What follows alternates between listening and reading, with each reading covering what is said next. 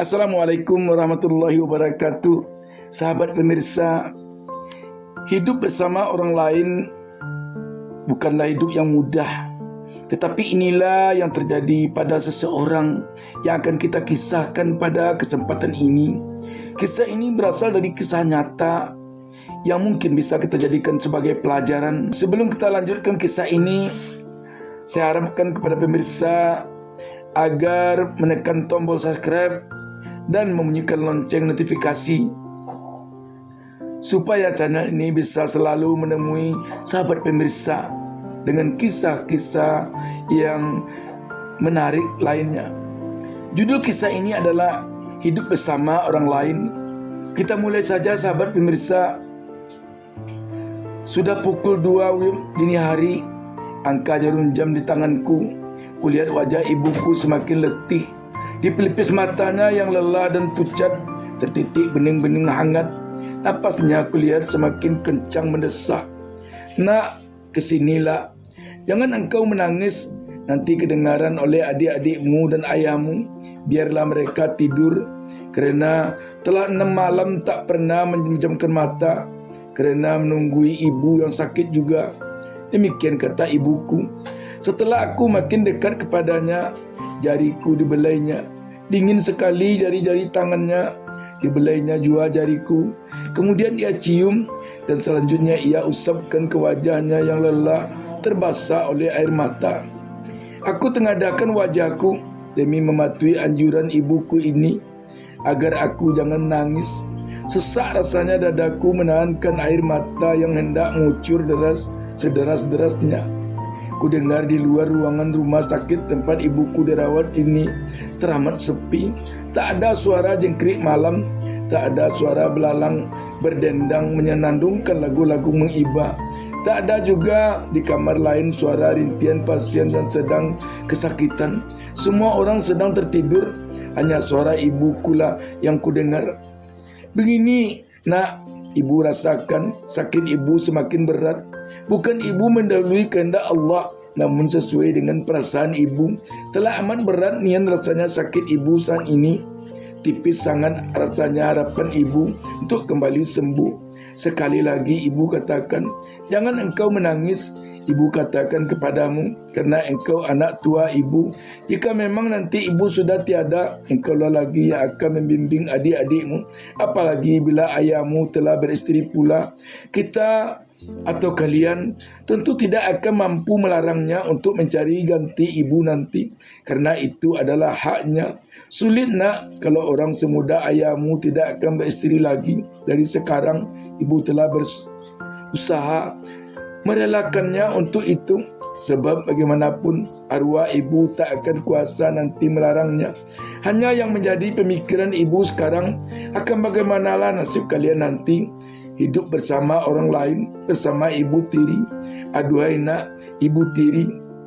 Demikianlah kata ibuku kepadaku dalam nada suara yang amat menyedihkan. Bahkan sering dia ulang-ulang apa yang telah ia katakan karena teramat sulit keluar dari kerongkongannya. Tidak, Bu. Ibu tidak boleh pergi dari kami. Ibu harus sembuh. Kami tak bisa bercerai dengan ibu. Sebuah pelabuhan tenang tempat kami menambatkan perahu untuk berlindung dari keresahan hidup hanyalah diri ibu. Oh Tuhan, pokoknya aku memohon agar ibuku disembuhkan dari sakitnya. Lambat pun sembuhnya. Kalau memang keadaan demikian, bagiku tak mengapa, asalkan kembali sembuh. Oh, sembuhlah ibu, ujarku. Aku tidak mampu lagi menahan air mata. Aku cucurkan air mataku ke telapak tangan ibuku. Dan malam itu terbayang olehku bagaimana nanti nasib adikku Ilis dan Inas yang masih kecil-kecil kalau memang ibu telah tiada. Tangisku semakin tak tertahankan lagi ketika aku pandangi mereka sedang tertidur dalam rasa duka, seperti bermimpi bahwa ibu kami akan segera sembuh. Sekali-sekali kulihat napas kedua adikku itu seperti tersendat dalam tidurnya. Badan mereka berdua telah teramat lelah kerana selalu saja menangis sejak ibuku sakit secara tiba-tiba 6 hari sebelumnya. Dia menderita sakit mah yang komplikasi dengan penyempitan seluruh saluran empedu. Kedua sakit yang ia derita itu ternyata sudah kronis kerana telah lama tidak pernah ia hiraukan. Dalam pemikiranku terbayang bagaimana nanti adik-adikku hidup dengan ibu tiri. Adikku ini keduanya sedang nakal-nakalnya. Yang Inas masih terlalu kecil buat seorang anak untuk berpisah dengan ibunya. Dia penakut. Kalau hari hujan, biasanya bila tidak ada ibu di dekatnya, dia menangis karena takut dengan bunyi petir. Aduhai, kalau ibu telah pergi darinya buat selamanya, kemana nanti hatiku akan kulepaskan jika mendengar tangis adikku takut dengan petir, takut dengan hujan. Kalau Ilis kendatipun sudah agak besar dibandingkan Inas, tetapi sedikit nakal, dia banyak ragam dengan ibu. Aduhai, siapalah nanti orang yang akan mau turutkan perangainya, apalagi kalau seorang ibu tiri. Jangan terlalu engkau pikirkan nak, sesungguhnya semua kita akan meninggalkan dunia ini jua nantinya. Ibu sudah pasrah, kendatipun teramat berat rasanya meninggalkan kalian. Meninggalkan ayahmu pun hati ibu teramat berat, kerana kami telah sejak puluhan tahun hidup senasib seperanggungan yang membesarkan kalian. Entahlah nak, tak ada lagi rasanya penderitaan yang tidak kami tempuh berdua. Makan nasi bercampur pisang, tidur dengan selai selimut kumal dan pakaian seadanya saja telah kami rasakan sebelum kalian besar sekarang, ujar ibuku tenang. Di kampung kita dulunya, sebelum engkau menamatkan kuliah seperti sekarang, ayahmu itu teramat rendah nilainya di mata orang kerana kita tak punya uang banyak tambahnya. Kedatipun ayahmu ikut dalam rapat-rapat adat di kampung, orang seperti tak ambil peduli saja dengannya. Sebab datang pun dia, ayahmu itu tak juga ada bicara kerana merasa rendah diri dan merasa tak ada gunanya, artinya apapun yang akan dia katakan bagi orang lain. Kata ibuku, kini setelah hidup kita agak mulai membaik setelah tamat kuliahmu yang merupakan cita-cita kami berdua sejak dulunya, agar engkau bisa membangkit batang terendam dalam keluarga kita. Ibu tertimpa sakit begini pula, sakit yang kian hari terasa semakin berat, ujar ibuku semakin ku dengar berat. Selesai berbicara demikian, kulihat air matanya semakin banyak menitik. Setiap tetes air matanya itu aku tampung dengan telapak tanganku, kemudian aku hapuskan ke kain sarungku. Tak lama kemudian napas ibuku kulihat semakin gontai. Setelah semakin gontai juga, ibu menyuruhku membangunkan ayahku, membangunkan adikku Inas, Ilis, Idan dan Marin. Kasihlah ibu roti itu. Tak akan ada lagi gunanya ibu berpantang memakan makanan kerana sakit ibu ini telah terasa teramat parah. Peganglah tangan ibu nak, bacakan ayat suci Al-Quran di dekat kepalaku. Aduhai anakku, beruntung nian rasanya aku miliki anak pandai mengaji. Engkau dulu sering dapat juara mengaji, ujar ibuku sembari mengusapkan tangannya ke rambutku. Melihat keadaan demikian, adik-adikku menangis. Ayah pun menangis. Ruangan itu terdengar ribut, dan ketika aku lihat melalui kaca jendela keluar ruangan, masih sepi juga. Ibuku semakin letih, dan semakin letih juga, semakin sangat letih. Ketika hendak aku panggilkan perawat yang piket malam itu, langkahku terhenti setelah melihat bahasa isyarat dari ibuku yang seperti yang melarang aku beranjak darinya, dan perasaanku semakin hancur lulu melihat adik-adikku menangis mengiba memanggil-manggil ibuku. Setelah kulihat suaranya tak terdengar lagi, harapanku semakin pupus. Adik-adikku semakin juga ayahku, semuanya bergantung ke bauku. Minta usahakan dengan dokter agar ibuku kembali sembuh. Sementara suara tangis dan derayan air mata memecah kesunyian di kamar tempat ibuku dirawat itu. Beliau mengembuskan napas terakhir. Kematian tak ada yang dapat aku lakukan buat melukiskan betapa pahitnya kematian ibu. Setiap kulihat wajah adik-adikku, apalagi Inas dan Ilis yang masih kecil-kecil, terasa ingin aku terbang ke balik langit dan hilang ke balik bumi untuk bersembunyi dari kenyataan ini. Sudah bu, sudah kami lepas kepergian ibu. Beliau telah tiada. Terima kasih atas bantuan dan jasa baik ibu-ibu suster dan bapa serta ibu dokter yang telah memberi pertolongan kepada orang tua kami selama beliau dirawat di sini. Semoga orang tua kami mendapatkan tempat yang layak di sisinya. Ujarku ketika dua orang suster datang ke ruangan ibuku malam itu. Sang suster itu menjawab dengan anggukan kepala sambil membujuk adik-adikku, menyuruh tabah. Setahun kemudian setelah ibu meninggal, telah setahun ibuku pergi meninggalkan kami adik-beradik. Kami tak dapat lagi mendengar suara beliau jika hari pagi datang, jika sore tiba. Kami tak lagi mendengar nasihat-nasihat beliau seperti menyuruh solat, menyuruh hidup tahu dengan nasib. Jangan sombong, kerana semua yang dimiliki siapapun di muka dunia ini hanya berstatus hak pakai, sedangkan yang punya ialah Allah Subhanahu Wa Taala. Aku dan adik-adikku sekarang tinggal lagi melihat kuburan ibu yang terletak tidak jauh dari rumah kami. Kami sengaja dulunya menguburkan ibu di dekat rumah, dan malah kalau boleh ingin kami menguburkan beliau di dalam rumah saja, biar selalu dapat dilihat. Foto-foto ibuku tak ada lagi yang tergantung di dinding rumah kami satupun, kerana ketika saat ibu akan dibawa ke pusara dulunya, ayah kami seperti kalap dan beliau memecahkan foto ibu semuanya. Tak tahan aku melihat wajahmu lagi sayang, kerana hanya bayang-bayang yang akan menghancur lulukan hatiku saja.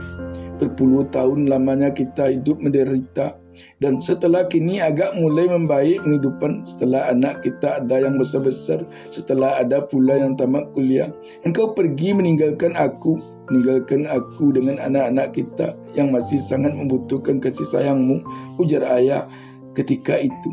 Semenjak kepergian mendiang ibu, kulihat ayah lebih banyak bermenung dan setiap hari selalu berulang ke pusara ibu. Setiap berada di pinggiran kuburan ibu, ayah selalu meneteskan air mata. Jauh nian bedanya sifat ayah sekarang dengan ketika mendiang ibu masih ada. Jika dulu ayah agak pemarah, sekarang tak lagi. Hari demi hari beliau habiskan waktunya bersama anak-anaknya, terutama adikku Inas yang masih sangat merindukan kehadiran ibu. Aku semenjak kepergian ibu hanya sekali-sekali pulang kerana bekerja pada suatu perusahaan di ibu kota provinsi. Hanya surat yang sering aku terima dari adikku Marin dan Idan dari kampung, terutama mengenai keadaan kehidupan mereka. Suatu ketika datang surat dari adikku Idan. Dalam surat itu ada suatu hal yang amat menggoncangkan pemikiranku. Katanya dia mendengar dari orang sekelilingnya bahwa ayah akan menikah, sementara dia belum mendapatkan berita pasti dari ayah sendiri, dan bawaan ayah masih tetap seperti dulu, rajin melihat pusara ibu dan sering bermenung serta amat menyayangi mereka semua. Lama aku termenung setelah membaca surat itu. Aku sendiri membayangkan ketika mendiang ibu berkata kepadaku 2 tahun lalu di saat beliau akan menjadi mayat, "Ibu tiri, aduhai adikku Inas, adikku Ilis dan adikku, serta aku." Demikian keluhku sendirian dalam angan dan bayang-bayang yang terasa amat pahit aku rasakan. Sekitar seminggu kemudian setelah surat Idan datang kepadaku, ayah tiba-tiba datang ke kota tempat aku tinggal. Betapa gembiranya aku melihat ayah kerana serasa melihat ibu dulu juga. Beliau datang hanya sendirian, tidak membawa adikku Inas. Inas biasanya tak pernah tinggal kemana saja ayah pergi. Tidur pun Inas belum pernah berpisah dengan ayah semenjak ibu telah tiada. Sehari, 2, dan setelah 3 hari ayah di rumah ku tinggal, barulah beliau mengatakan kepadaku bahwa memang mungkin beliau akan menikah, kerana tak mungkin rasanya kata beliau akan menduda selamanya. Hatiku terasa hancur berderai bagaikan kaca terhempas ke karang ketika mendengar apa yang baru saja diucapkan ayahku ini. Namun, aku berusaha untuk tidak menangis, sebab jika aku dilihatnya bersedih, cemas aku kalau ayahku berprasangka aku melarangnya menikah lagi. Aku tak ingin beliau mengetahui batinku menjerit. Biarlah aku dan Tuhan saja yang tahu. Rasanya saat itu aku kembali ke saat 2 tahun lalu ketika beberapa saat menjelang ibu berpulang ke rahmatullah, di mana saat itu beliau menyebut lebih banyak tentang ibu tiri. tentang hidup kami yang nanti akan bersama orang lain. Aduhai, teruyung rasanya tubuhku ketika mengingat kembali saat-saat ibu mengatakan kepadaku bahwa beliau telah merelakan ayah untuk menjadi milik orang lain. Kendati pun hal itu amat berat beliau katakan, terutama mengingat nasib kami adik-beradik. Ya, kalau memang begitu, tak apalah ayah. Tapi aku mungkin tak bisa pulang bila ayah menikah nanti. Pimpinan tak mungkin memberi izin dalam waktu dekat ini kerana pekerjaan sangat banyak, ujarku setelah beberapa saat lamanya diam. Baiklah kalau begitu, dan aku mungkin hari ini juga pulang, jawab ayah. Kulihat wajah ayah seperti sangat berat menyebut akan menikah tadi, terutama tentu mungkin kerana mengingat mendiang ibu dan memikirkan kami. Aku memaklumi galau yang berkecamuk di batin ayahku itu. Setelah seminggu pula ayah pulang, datang lagi surat dari Idan kepadaku. Begini bunyinya: Assalamualaikum warahmatullahi wabarakatuh. Dengan rasa duka yang masih menyelimuti hati, Adinda tulis surat ini kepada Kekanda dengan harapan setelah datang surat ini ke alamat Kekanda akan memaklumi apa yang kami alami terkala ayah melangsungkan pernikahannya. Malam hari Rabu baru lalu, di saat kami di rumah sedang duduk-duduk bersama setelah selesai makan, tiba-tiba kami melihat ayah kita seperti sibuk dengan sesuatu urusan. Ketika adik kita Ines menanyakan akan kemana ayah malam itu, ayah tak menjawab dan diam saja. Namun beberapa saat kemudian, setelah sekitar pukul 21 malam ini, ayah memakai jasnya dan memakai kopiah serta lengkap dengan arloji yang tak pernah sekalipun ayah berpakaian seperti itu semenjak ibu meninggal. Adinda sengaja untuk tidak bertanya kerana takut Adinda ayah akan tersinggung atau sedih hatinya melihat kami kalau memang beliau telah bersiap untuk menikah. Kami malam itu benar-benar dicekam rasa sedih yang tak kepalang, dan bahkan rasanya lebih sedih lagi daripada saat tinggalkan ibu dulu ketika ayah baru saja pergi meninggalkan rumah dan saat kakak ayah yaitu Mak Tua Maria datang ke tempat kami. Kata Mak Tua malam ini ayah akan menikah malam ini juga dengan perempuan Ani yang nempi sebaya dengan mendiang ibu kita dulu. Mak Tua Maria menangis mengatakan hal itu kepada kami. Mendengar ucapan Mak Tua ini, adik kita Ines langsung menangis dan mencari ayah ke rumah Mak Tua. Ketika dia akan meninggalkan rumah, Adinda memegang tangannya segera, dan aku melarangnya pergi. Aku ingin ayah menikah dengan aman, tak mendengar tangis anaknya. Beberapa saat kemudian Mak Tua pun pergi. Kami maklum beliau cepat pergi kerana tentu beliau sibuk malam itu, seperti sibuk ketika mendiang amak menikah dengan ayah dulunya. Setelah lama Mak Tua meninggalkan kami, Adinda bawa adik-adik kita ke kuburan mendiang ibu malam itu. Kami bawa sehelai tikar dan beberapa buah bantal. Kami malam ini tidur di kuburan ibu sambil menangis. Kami menangis di sana sejadi-jadinya. Aku pun menyuruh adik-adik kita melepaskan tangisnya malam ini, asalkan tidak keras-keras supaya tidak didengar orang. Kami pun tahu bahwa tak mungkin malam ini orang datang ke rumah kita, kerana orang tentu berkumpul di rumah tempat ayah menikah. Kerana malam ini langsung ayah meresmikan perkahwinannya sehingga waktu habis sampai pagi. Sampai di sinilah dulu surat Adinda Kakanda. Adinda tak sanggup lagi meneruskannya kerana air mata Adinda telah tak dapat dibendung lagi. Demikian, dan semoga Kakanda sehat selalu. Amin. Adinda Idan. Hampir pingsan aku begitu membaca surat ini. Menggigil rasanya tubuhku. Namun setelah aku renungkan lama-lama, kami pun tak akan mampu berbuat apa-apa kerana ibu telah tiada. Oh Tuhan, Engkau sayangilah kami, Engkau jauhkanlah kami dari cobaan-cobaan yang tak terpikulkan oleh kami. Cukuplah sekian cobaan untuk kami.